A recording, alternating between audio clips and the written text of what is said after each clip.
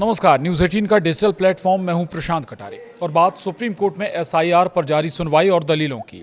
Supreme court में बिहार में चल रही स्पेशल इंटेंसिव रिवीजन यानी एसआईआर या कहें वोटर लिस्ट वेरिफिकेशन पर बुधवार को भी सुनवाई हुई।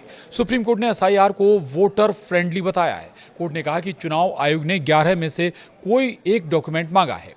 इतना ही नहीं, सुप्रीम कोर्ट ने कहा कि एसआईआर में 11 दस्तावेज मांगे गए हैं, जबकि राज्य में पहले किए गए छोटे से वोटर रिवीजन में 7 डॉक्यूमेंट्स मांगे गए थे।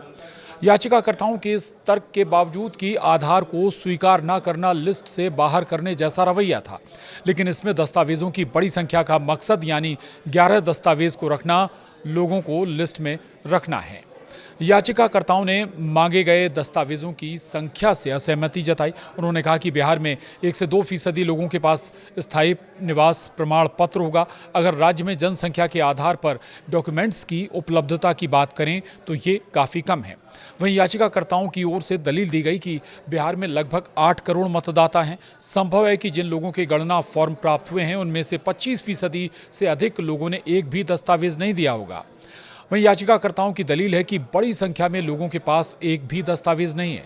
लगभग 40% लोगों के पास केवल मैट्रिकुलेशन का प्रमाण पत्र है, लेकिन कुल मिलाकर 50% से ज़्यादा लोगों के पास एक भी दस्तावेज नहीं है। आपको बता दें कि सुप्रीम कोर्ट के जस्टिस सूर्यकांत और जस्टिस जॉय माल्या बागची की बेंच ने सुनवाई करते हुए याचिकाकर्ताओं की इन दलीलों को नकार दिया। कोर्ट ने कहा कि राज्य में 36 लाख लोगों के पास पासपोर्ट है। इसे अच्छी संख्या कहा जा सकता है।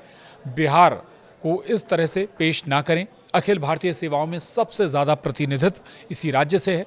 ज़्यादातर आईएएस, आईपीएस, आईएफएस यहीं से हैं। अगर युवा आबादी प्रेरित नहीं होगी तो ये संभव नहीं हो सकता।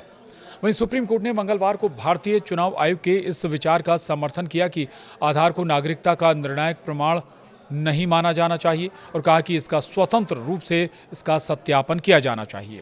इससे पहले 29 जुलाई को सुनवाई के दौरान कोर्ट ने कहा था कि अगर बड़े पैमाने पर वोटर्स के नाम कटे हैं तो हम हस्तक्षेप करेंगे। वहीं एसआईआर को चुनौती देने वाले याचिकाकर्ताओं का कहना था कि 65 लाख मतदाताओं के नाम काटे जा रहे हैं। कहा यह भी जा रहा है कि इनमें से कुछ अपना घर छोड़कर कहीं और चले गए हैं और कुछ मर गए हैं। इसके पहले सुप्रीम कोर्ट ने एसआईआर पर रोक से इनकार कर दिया था। सुप्रीम कोर्ट ने एडीआर से कहा था कि अगर खामी मिली तो पूरी प्रक्रिया रद्द कर देंगे। साथ ही चुनाव आयोग से पूछा था कि आधार कार्ड, वोटर आईडी और राशन कार्ड को मतदाता पहचान के लिए स्वीकार क्यों नहीं किया जा रहा है, जिस पर चुनाव आयोग ने कहा था राशन कार्ड पर विचार नहीं किया जा सकता, ये बहुत बड़े पैमाने पर बना है, फर्जी होने की संभावना अधिक है। तब सुप्रीम कोर्ट ने कहा था कि अगर बात फर्जीवाड़े की है तो धरती पर कोई ऐसा डॉक्यूमेंट नहीं है जिसकी नकल ना हो सके। ऐसे में 11 दस्तावेजों के आपके सूचीबद्ध करने का क्या आधार है? दरअसल बिहार में मतदाता सूची को ठीक करने के लिए निर्वाचन आयोग ने एसआईआर प्रक्रिया चलाई थी। गहन पुनरीक्षण कर वोटर सूची से उन लोगों के नाम हटाने की बात हुई जो या तो मृत हो गए हैं या फिर स्थानांतरित हो गए हैं या फिर जिसके एक से ज़्यादा वोटर कार्ड हैं।